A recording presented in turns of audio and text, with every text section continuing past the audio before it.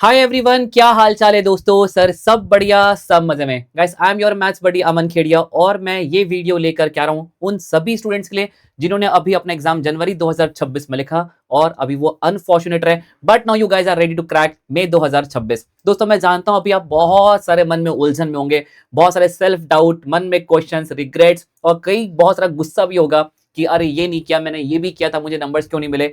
Guys ऐसी mixed feeling आपके मन में रहेगी। ओके ये है, इसका मतलब आप बहुत अच्छा कुछ सीखने वाले हैं और मई 2026 आप क्रैक करने वाले हैं। दोस्तों इस वीडियो को पूरा एंड तक देखना, आपके मन के बहुत सारे क्वेश्चंस का आंसर आपको मिलेगा। You will be calm down और डेफिनेटली आप बहुत जल्दी अपनी पढ़ाई पर भिड़ जाएंगे। दोस्तों don't forget to like this video और अभी सभी उन फ्रेंड्स को भेज देना जिनका मई 2026 में भी एग्जाम है। और दोस्तों साथ ही साथ इस वीडियो में पॉजिटिविटी से कमेंट करना, Aman sir I am ready to give my 200% feel करके लिखना। दोस्तों चलिए अब इस स्ट्रैटेजी को हम डिस्कस करने वाले हैं। मैं आपके मन के बहुत सारी चीजों को डिस्कस करूंगा। आपको इसको एक माइंडसेट से सुनना है। इस वीडियो को वो ये माइंडसेट है कि मैं अपनी चीजों को एक्सेप्ट करूंगा। मेरे सामने जो भी चीजें आएंगी, हाँ यार सर ये बोल रहे हैं, झूठ नहीं बोलूंगा, मैंने तो किया था। एक रिजिड एटीट्यूड कैरी नहीं करना है, एक फ्लेक्सिबल एटीट्यूड के साथ इस वीडियो को पूरा देखना। चलिए दोस्तों मैं आपके लिए लेकर के आ रहा हूं। पहली बात, आपका एक रिजल्ट फेल हुआ है, आप एज अ स्टूडेंट फेल नहीं हुए। ये वक्त है दोस्तों कम बैक स्टार्ट करने का, है ना। अपने आगे बढ़ना है, हमें पीछे देखने की जरूरत नहीं है। दोस्तों ट्रिपल आर एक स्ट्रैटेजी दोस्तों मैं लेकर के आया हूं आपके लिए, रीसेट, रीबिल्ड एंड रिजल्ट। दोस्तों हम एकदम से सडनली पढ़ने बैठ जाए without analysing anything, this is a wrong strategy. Sir अब हम लोग एनालाइज कैसे करें, मैं समझ में नहीं आ रहा। चलिए मैं आपसे कुछ क्वेश्चंस पूछूंगा, फटाफट आंसर करना। रीसेट, सर कॉमन मिस्टेक्स कहता हूं, यदि आपको लगता है हाँ मैं इस कैटेगरी में आता हूं तो जरूर यहाँ पे एक स्कोप ऑफ इंप्रूवमेंट आपको दिखेगा। फर्स्ट थिंग दोस्तों, हम सब जानते हैं सर लेक्चर्स कंप्लीट नहीं किया। बहुत सारे बच्चे क्लासेस ज्वाइन करते हैं बट लेक्चर्स ही कंप्लीट नहीं करते। सर हमने किया था ना सर, मैंने टॉप 10 चैप्टर्स किए थे, तो स्कोर आपके सामने है 45 42 है तो सामने, वो 5 चैप्टर्स के तो नतीजा है, तो आप बिल्कुल रिग्रेट मत करो। सर लेक्चर्स ही कंप्लीट नहीं किया। दूसरा, सर सिर्फ लेक्चर्स ही कंप्लीट किया। सर मैंने मैथमेटिक्स और फाइनेंस पढ़ा था, सर मैंने प्रोबेबिलिटी 2 महीने पढ़ा था, पर एग्जाम के एक दिन पहले जब मैं देखा तो मेरे लिए वो नया चैप्टर था। सर हमने प्रैक्टिस ही नहीं करी थी। बहुत सारे चैप्टर्स ऐसे कैटेगरी में। देखो मैंने फिर से कहा, रिजिड नहीं होना, एक फ्लेक्सिबिलिटी के साथ एक दिमाग में एक्सेप्ट करना, तो आप लिख पाओगे कौन कौन से चैप्टर्स है जो मैंने नहीं किए। लिखो, हर सब्जेक्ट के लिखो। मैं आपको मैथ्स के रेस्पेक्ट में गाइडेंस दे रहा हूं, पर this applies for all the subject, ठीक है गाइस। मैं प्रॉपर प्लानर, रिवीजन, मैं सब कुछ डिस्कस करने वाला हूं, बट पहले ये स्ट्रैटेजी हम डिस्कस करते हैं। आप लोग मुझे मैसेज करें सर मैं कैसे कम बैक करूं, सर मैं समझ में नहीं आ रहा कैसे पढ़ूं। Guys please watch this video. मैं बहुत पॉजिटिविटी के साथ एक डिस्कशन के मोड में हूं मैं आपके साथ। अभी आपको कोई भी चीज लगकर डिस्कस करना ना, कमेंट कर देना। सर आपने बोला मुझे लगता है मुझसे ही गलती हुई थी। हम लर्न करेंगे दोस्तों, हम इंप्रूव करेंगे वहां पे। चलिए सर रिवीजन प्लानिंग मेरा वीक था बहुत। सर मैंने पूरा पढ़ लिया था आखिरी में, पर सिलेबस मेरा ना 10 दिन पहले खत्म हुआ था।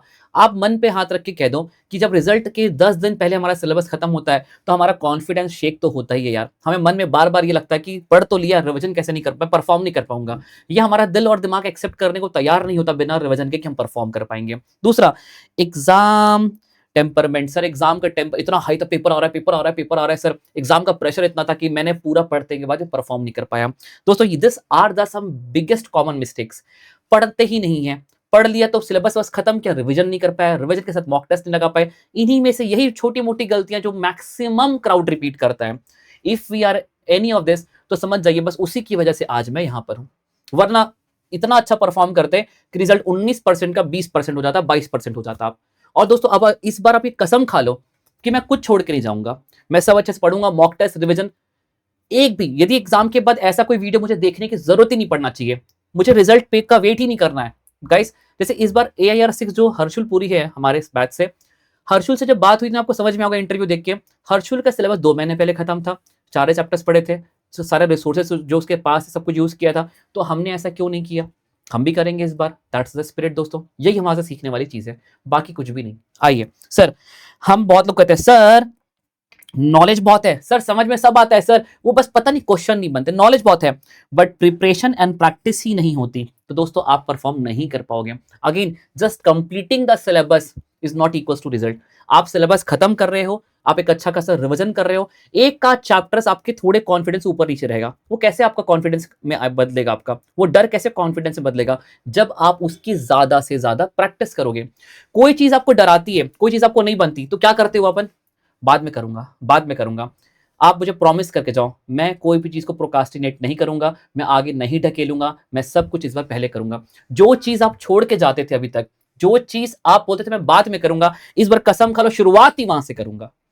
आप देखे ना 10 दिन के बाद आपको ऐसा फील होगा, अरे यार इतना कुछ नहीं पढ़ा था मैंने, यही तो था जो एग्जाम में आया था। ये होगा आपके साथ।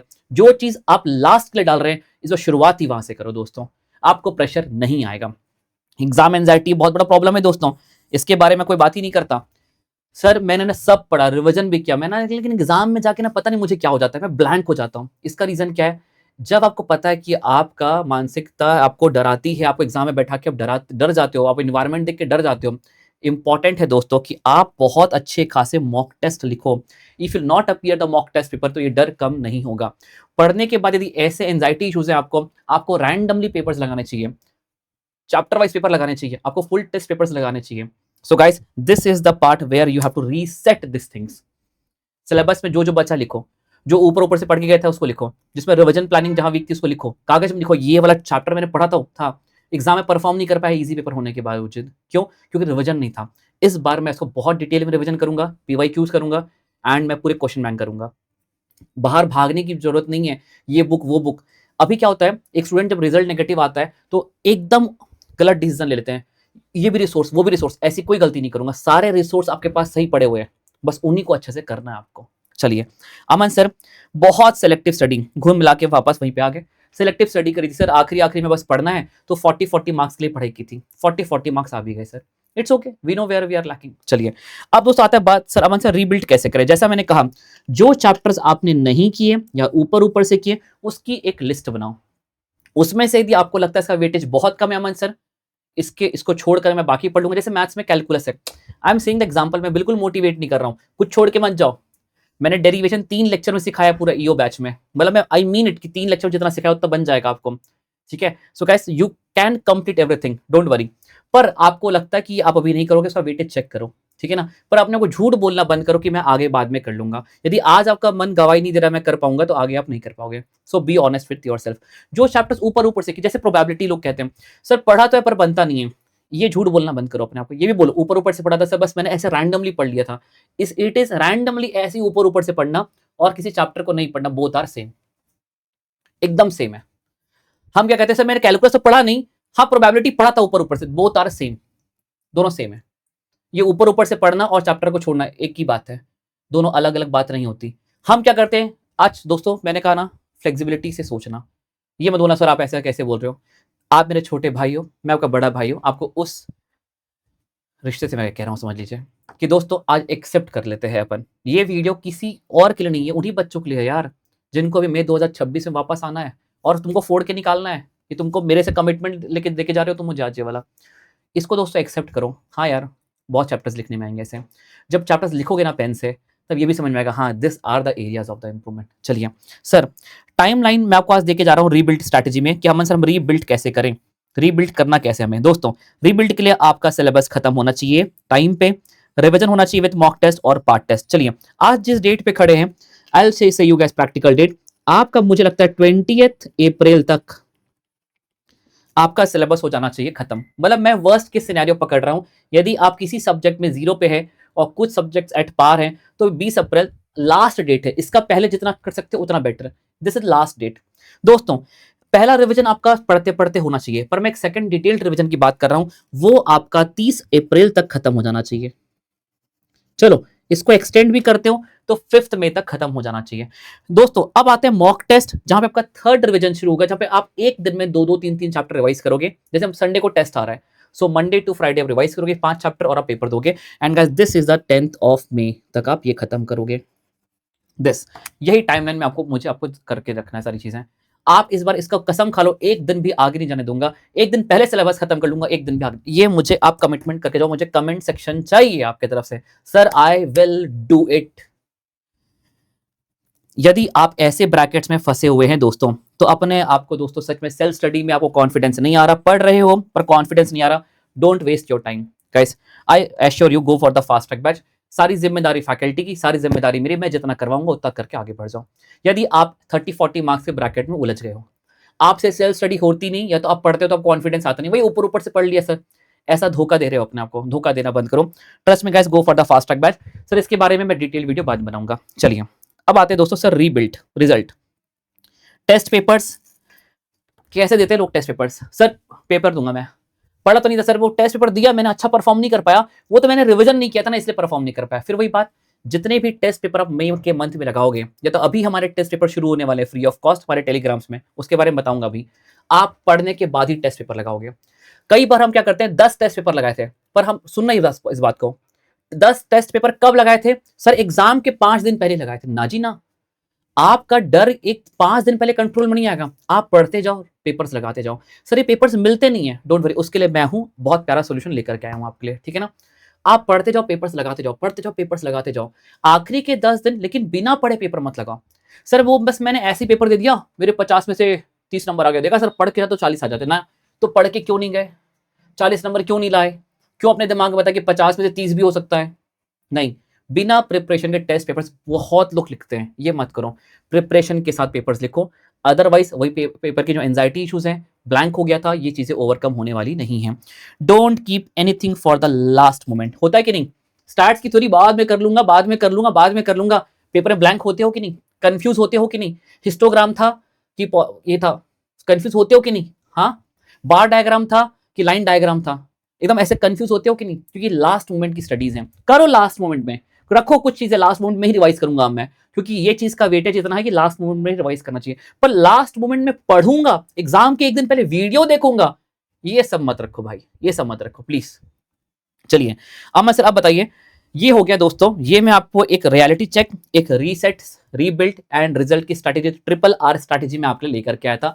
आई होप इससे आपको कहीं ना कहीं मन में एक शांति मिली होगी, हाँ यार ये मुझे करना है इस बार, ये मुझे सुधारना है इस बार। प्रैक्टिस कम की थी इस बार, सबसे बड़ा प्रॉब्लम प्रैक्टिस कम की थी। पढ़ तो सब लेते आखिरी आखिरी में आके, क्योंकि सर हमको 10th तक आदत है ना, 12th तक तूफान में कश्ती चलाते हैं। अरे 12 मैंने थोड़ा ना पढ़े थे 12th में, आया कि नहीं 90 मार्क्स? 2-3 मैंने पढ़े थे, वहां पे उतनी प्रैक्टिस की जरूरत नहीं थी। अब एक पैन इंडिया लेवल का एग्जाम है, थोड़ी प्रैक्टिस ज्यादा चाहिए, तो थोड़ा समय निकाल लो, उतना ही समय आपको भगवान ने दे दिया 2 महीने, and you have that time, ठीक है। चलो अब दोस्तों बात आती है Aman sir what we need. Aman sir हमें एक दे दो आप स्टडी प्लानर, रिवीजन वीडियोस बताइए कौन से फॉलो करें, हम सेल्फ स्टडी कर रहे हैं तो वीकली टारगेट्स क्या रहेंगे, और हमें सर वीकली टेस्ट पेपर दे दो। एक बड़ा भाई होता है ना घर पे, है ना, पढ़ा कि नहीं पढ़ा, कितना हो गया तेरा पेपर दो तेरा? हाँ भैया बस एक दिन दे दो पढ़ने के लिए, हमारा फिर कल पेपर ले लेना, बस यही रोल इस बार मैं आपकी लाइफ में एकदम डिसिप्लिन के साथ मैं लेने वाला हूँ। बस आप वही समझ लीजिए, मैं आपका बड़ा भाई हूँ और मैं आपको टारगेट दे रहा हूँ। हर संडे मंडे टारगेट दूंगा मैं तुमको, हर मंडे टारगेट दूंगा, डांट के बता रहा हूँ, ठीक है ना। हर संडे तुमको पिन करूंगा कि संडे पेपर है, और संडे को टेस्ट पेपर भी लूंगा मैं।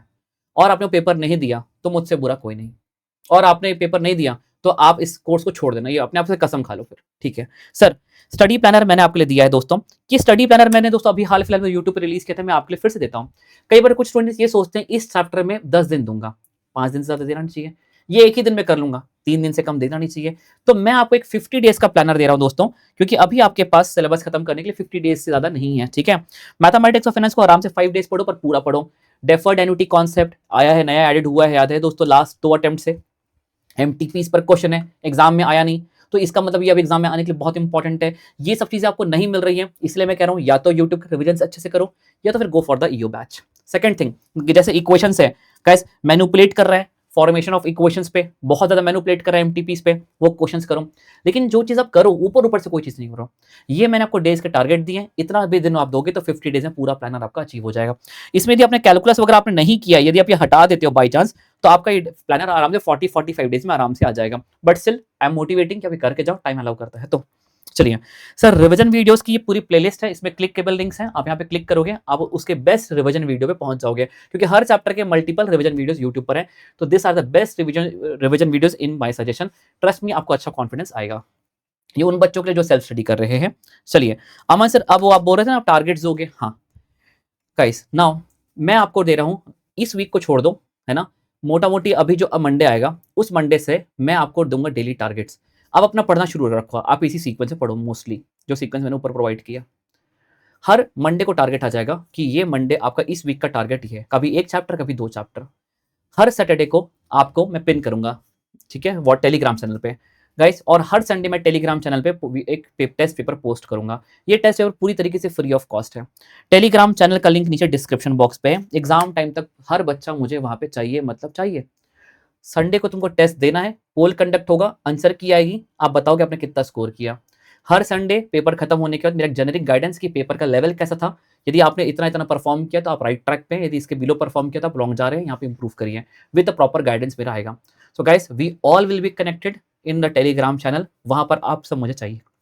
ये रहा आपके लिए टारगेट्स का प्लानर, ये रहा आपके लिए डेली हर संडे आपका टेस्ट पेपर का प्लानर। इसके अलावा कुछ और बच गया तो मुझे बता देना दोस्तों।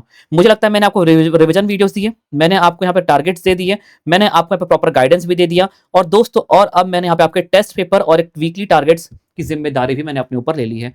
उम्मीद करता हूँ दोस्तों कि इससे आपको एक मोटिवेशन मिला होगा। मैं तो तैयार हूँ अपना 200% देने के लिए। If you guys are also ready, comment करना Aman sir I will give my 200%। पहले बिलीव करना और पॉजिटिविटी के साथ कमेंट लिख के जाना, ठीक है। दिस इज योर मैथ्स बड़ी दोस्त अमन खेड़िया। मिलेंगे अगले वीडियो पे, डोंट वरी, है ना।